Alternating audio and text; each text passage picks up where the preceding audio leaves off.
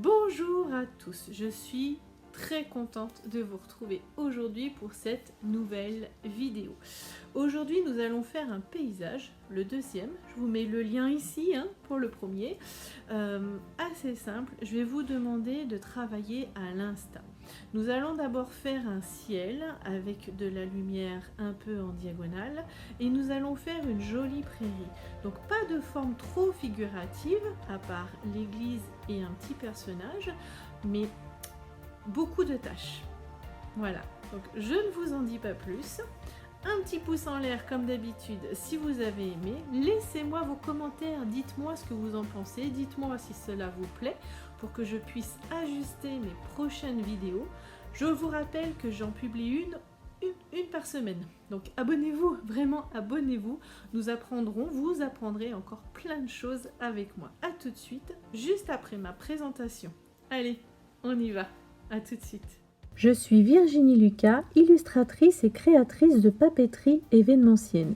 Artiste du bonheur, je guide et accompagne mes clients dans l'élaboration de leurs projets créatifs. Au travers du dessin, de l'aquarelle et de l'infographie, je les aide à développer leur créativité, à exprimer leur potentiel artistique. Nous commençons donc très rapidement par la mise en place du croquis de base de cette aquarelle.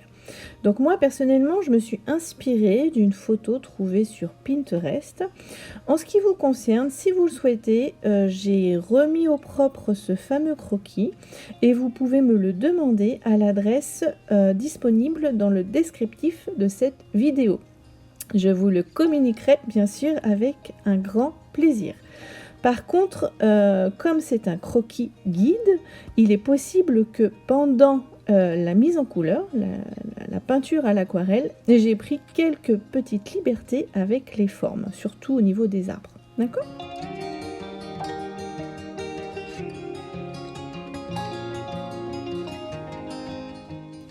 Comme nous allons beaucoup travailler dans l'humide, je protège mon petit personnage avec du liquide de masquage. Voilà, comme ça, cette partie-là restera vierge de toute couleur. Comme vous pouvez le voir, j'ai scotché tout le contour de ma feuille, ce qui me permet maintenant de bien la mouiller. Donc nous commençons par la partie haute, le ciel. D'accord ?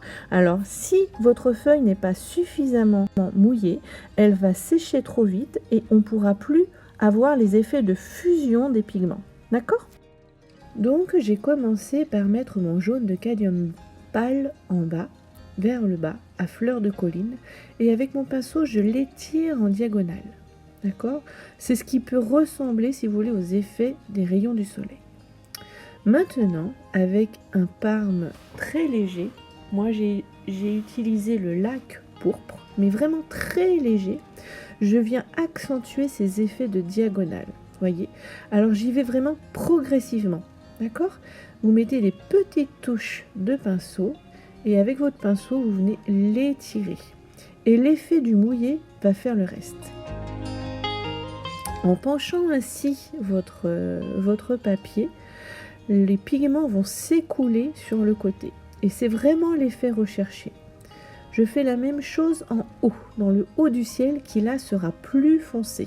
D'accord ? Comme un effet, pas d'orage, mais voilà, le ciel est un peu plus chargé dans le haut. J'ajoute maintenant de l'indigo. Et toujours, vous voyez, ma feuille est penchée et tout de suite, mes pigments s'écoulent vers la gauche. Vous comprenez donc pourquoi le papier doit être mouillé. D'ailleurs, on le voit, il brille. Donc c'est pour ça, votre papier doit être vraiment mouillé pour que les pigments glissent grâce à l'eau le long du papier. D'accord ?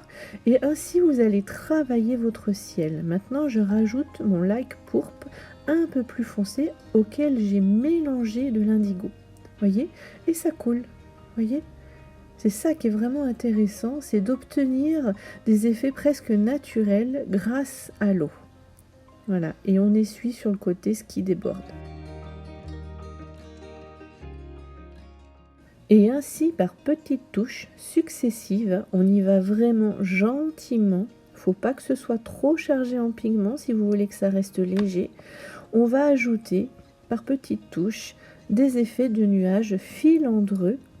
Et avec le papier, ça va fuser, avec l'eau, ça va fuser, et vous obtiendrez des choses un peu floues, comme ça, qui représentent vraiment les nuages. Vous avez vu, j'ai un peu tapoté mon pinceau pour avoir quelques petites éclaboussures. Ce n'est pas grave, comme mon papier est encore très mouillé, il me suffit de tapoter mon pinceau dessus et elle fuse dans les nuages et on obtient ainsi des petites variations de couleurs. Là, j'amène un cadmium orange, pardon. Voilà, et ça va faire des rayons de soleil un petit peu plus soutenus dans les nuages. C'est une peinture, c'est une aquarelle qui se travaille vraiment au feeling. Je ne vous recommande pas de faire exactement la même chose que moi. Faites-vous confiance, ressentez les effets du soleil, ressentez les nuages, cherchez dans votre mémoire comment vous voulez interpréter ce ciel. D'accord ? Maintenant, je veux des nuages un petit peu plus soutenus, un peu plus marqués. Voyez ? Donc tout simplement, je suis venue apporter des pigments de laque pourpre et avec mon autre pinceau qui est propre, j'insiste dessus, je viens éparpiller, je viens étaler les pigments pour qu'ils viennent fuser avec le reste de l'aquarelle. D'accord ? Je veux que ça reste léger. Voilà, comme du coton, hein, comme les nuages. Là, c'est un petit peu plus prononcé. Voilà. Vous sentez au feeling. Et puis, si parfois il y en a de trop, hop, un bout de sopalin et vous tapotez dessus. Il faut essayer, il faut expérimenter.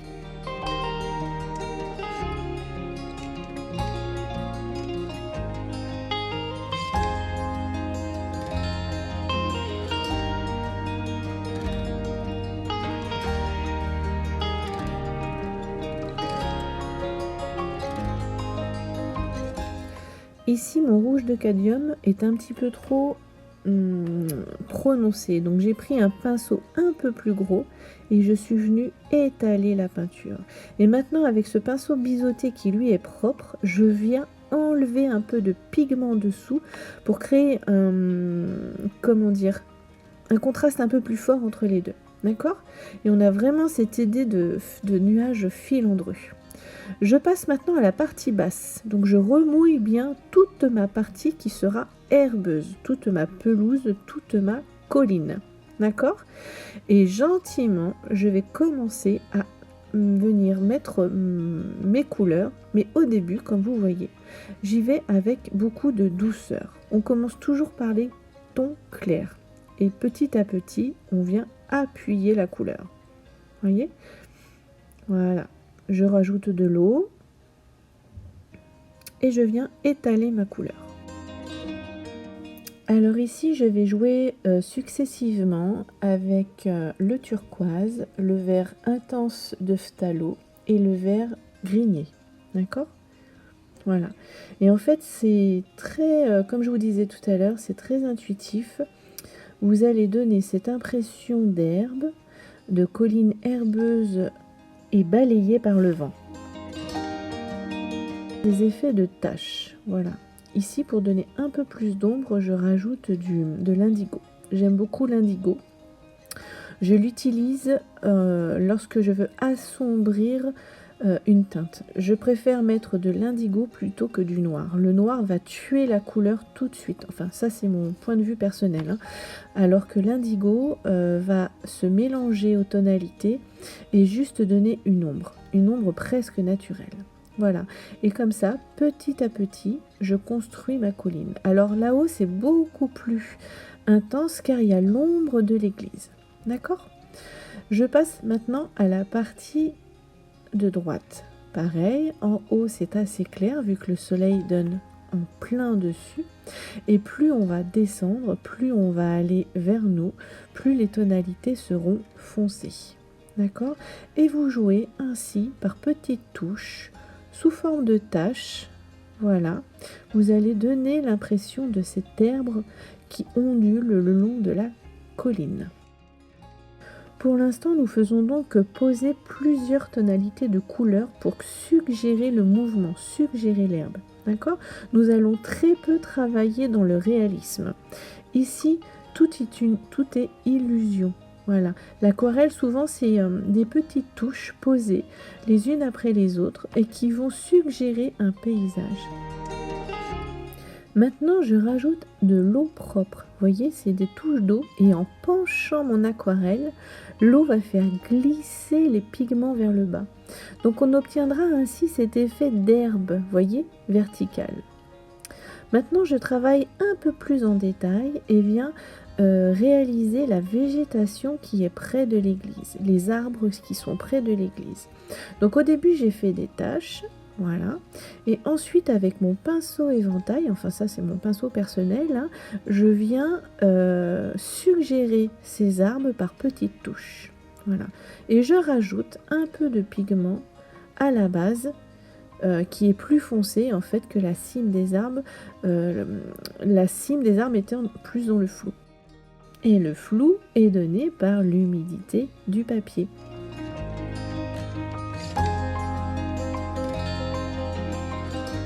Je ne sais pas si vous voyez la différence, mais vous voyez mon papier ici est un peu plus sec. Donc mes petits coups de pinceau, ceux qui font le contour de l'arbre, ceux-là, ne fusent pas de la même manière. Tandis que si je rajoute dedans un peu de pigment, il va fuser dans le verre que je viens de déposer. Maintenant je passe à mon église. Je travaille le toit, toujours en petites touches. Voilà, donc j'ai posé mon pigment sur la gauche et j'ai nettoyé ensuite mon pinceau et je suis venue étaler mon pigment. Je ne veux pas que ce soit encore trop marqué. Je reviendrai tout à l'heure dessus pour vraiment marquer l'ombre. D'accord? Là pour l'instant je ne fais seulement la base.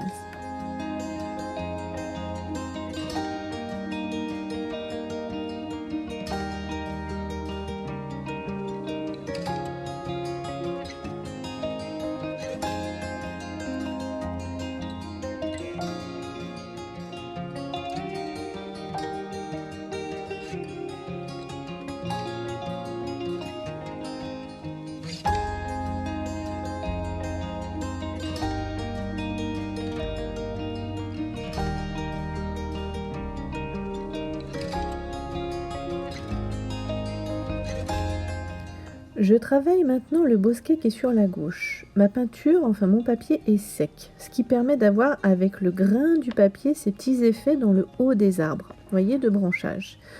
En bas, je vais venir retravailler tout à l'heure. Donc pour l'instant, je peux poser des aplats un peu moins granuleux, si vous voulez. D'accord? Je vous recommande ma vidéo sur les arbres où vous apprendrez plusieurs techniques en fait pour faire les arbres. Et ici, celle que j'aime beaucoup, c'est travailler avec le plat du pinceau. D'accord? Et je fais la même chose, comme mon fond est sec, ici, avec le plat du pinceau, je viens symboliser les herbes qui ondulent sous le vent. D'accord? Très légèrement. À droite, je veux donner un petit effet de brouillard, vous voyez, de brume. Donc avec mon pinceau propre, je suis venue enlever du pigment. Voyez, regardez comment je fais. Voilà, mon pinceau est propre et je viens enlever un peu de pigment. Et maintenant, avec mon pinceau éventail très faiblement chargé, voyez, je viens symboliser de ce côté-ci aussi les herbes hautes. D'accord? Et plus je descends vers le bas, plus c'est prononcé. Mais là, le pinceau éventail est vraiment très intéressant. Alors ce pinceau éventail n'est pas un vrai pinceau éventail, hein, c'est un pinceau accidenté que j'utilise et que je garde toujours les poils en éventail. Voilà. Vous pouvez aussi faire ça si vous voulez, j'en parle dans ma vidéo sur les arbres justement.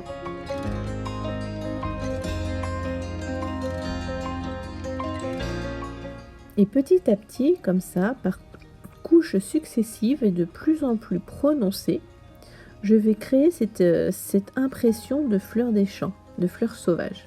D'accord? Même s'il y a des petites éclaboussures hein, par moment, c'est pas grave du tout. Au contraire, on va en faire tout à l'heure. Donc allez-y. En haut maintenant de cette colline, il y a l'ombre de l'église. Donc là, j'appuie un peu plus sur la végétation avec mon petit pinceau biseauté. J'adore faire ça. Je commence maintenant à travailler les arbustes, hein, les petits arbres qu'il y a sur le chemin devant le personnage. Et pareil, petit à petit, par petits coups de pinceau, alors là encore avec le plat de mon pinceau rond, je vais symboliser les feuillages. Très légèrement, vraiment par petites couches successives. Mon pinceau là est presque sec pour vraiment donner cet effet de feuillage et de flou. Et maintenant avec mon pinceau biseauté, je viens appuyer certains volumes. D'accord? Je viens par-dessus, j'ai travaillé d'abord dans le clair, ça a séché un peu, et là maintenant je viens travailler mes ombres de cet arbre, par petites touches. Pas partout, on laisse exprès des zones claires. C'est ce qui va donner l'effet de volume de votre arbre, de votre arbuste. Il faut y aller tranquillement, gentiment. D'accord? Voilà.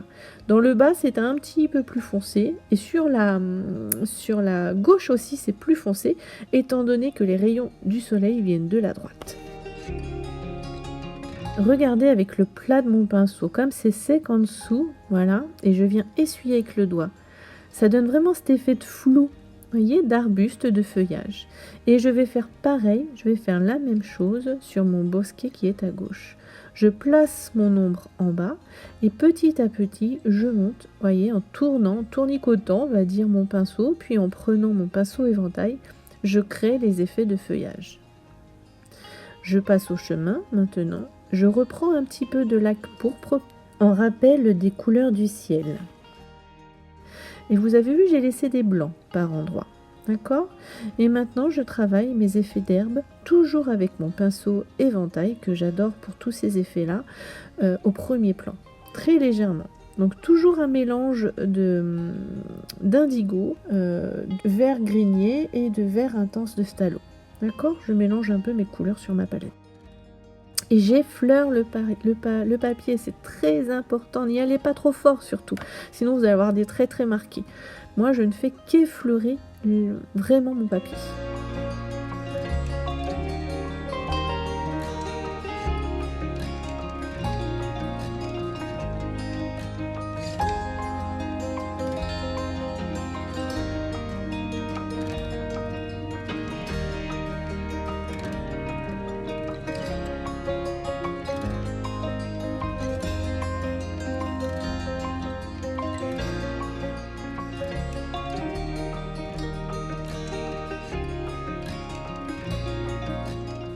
Maintenant, pour suggérer cette bruyère, donc ces fleurs des champs, je pose du sel de table, des grains fins de sel de table, dans les endroits qui sont encore restés mouillés de ce que je viens d'appliquer, ma couleur la plus foncée, et je laisse. Et en fait, mes grains de sel vont venir boire les pigments là où ils sont posés. Donc nous aurons des effets un petit peu plus clairs à ces niveaux-là, on le verra tout à l'heure. Et je continue délicatement mon petit travail de volume de ces herbes.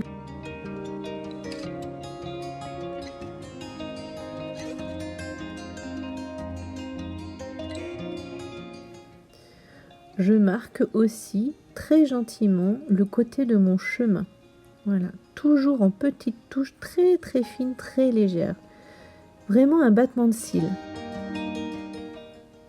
Mon bosquet sur le côté a séché, donc toujours avec mon pinceau biseauté, je viens retravailler les ombres les plus fortes qui en sont à la base. Voilà. Et avec mon doigt, je viens un tout petit peu étaler la peinture.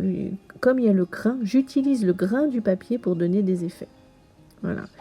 Et avec mon pinceau très fin, je viens juste suggérer la cime de certains arbres qui sont dans ce bosquet, mais vraiment très légèrement. Voilà, histoire de le structurer un tout petit peu.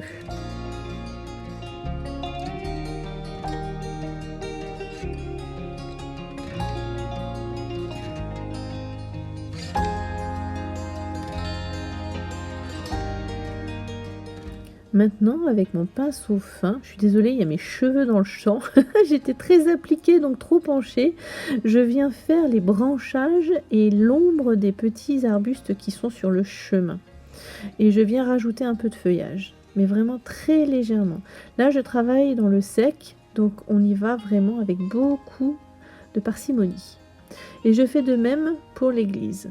Voilà, avec mon pinceau fin, elle a séché, donc je viens appuyer certaines zones d'ombre de l'église. Les grains de sel ont été enlevés et voyez les petites taches que ça fait? Moi j'adore.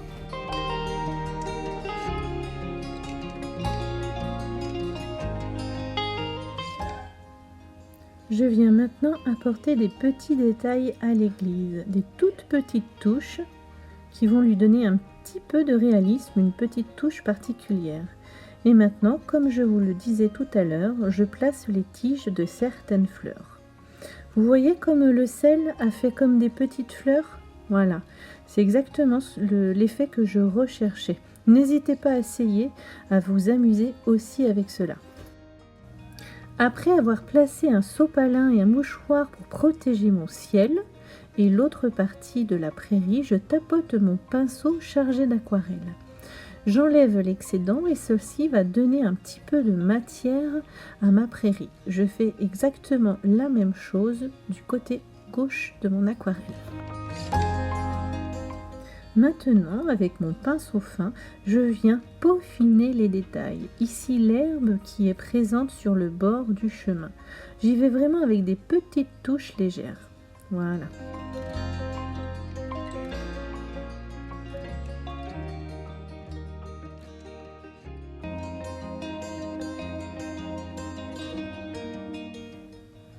En légère touche, encore une fois, je viens ajouter quelques reliefs au chemin. Voilà. Et je tapote avec mon mouchoir pour l'atténuer un peu. Et je travaille aussi l'ombre de mon personnage. D'abord sur le chemin, puis ensuite dans l'herbe. Ensuite, je viens encore une fois par touches très légères travailler les reliefs de ma prairie. Je viens adoucir les reliefs précédents, en ajouter un tout petit peu. Mais vraiment, je fais ça de façon très légère. Maintenant, du bout du doigt, j'enlève le liquide de masquage, mais vraiment délicatement. Et je viens peindre mon personnage. D'abord le chapeau, puis ensuite la robe. Je reste dans des tons de violet, de mauve, en rappel du ciel au-dessus. Je garde une certaine harmonie de couleurs.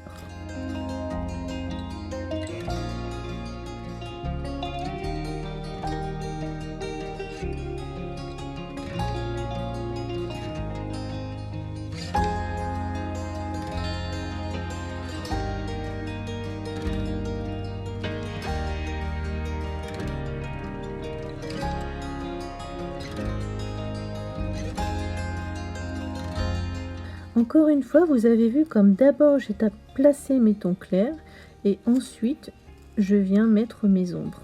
On travaille, moi personnellement, je travaille toujours comme ceci. Je joue sur les clairs obscurs pour bien donner du volume à la robe. Voilà, je fais le pli pour bien signaler que la robe vole au vent, tout comme la prairie alentour. Je termine avec quelques petites touches de blanc, de l'acrylique blanche, pour donner des points de lumière sur le premier plan. Voilà. Et enfin, quelques oiseaux dans le ciel, mais de façon encore une fois très légère. C'est terminé pour aujourd'hui. Un petit pouce en l'air si vous avez aimé. Et abonnez-vous, je publie une vidéo chaque semaine. À bientôt!